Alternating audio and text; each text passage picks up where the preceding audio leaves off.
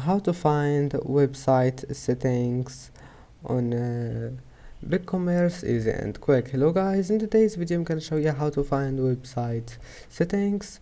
First open your browser, and now click once you're here, click settings. Here is it, and now scroll down until you find general, and here you will find website, and that's it. Just click on it, and here you can manage it. Website settings, just manage anything you want here. Store settings, display, share, date and time zone, and all of those here you can manage it.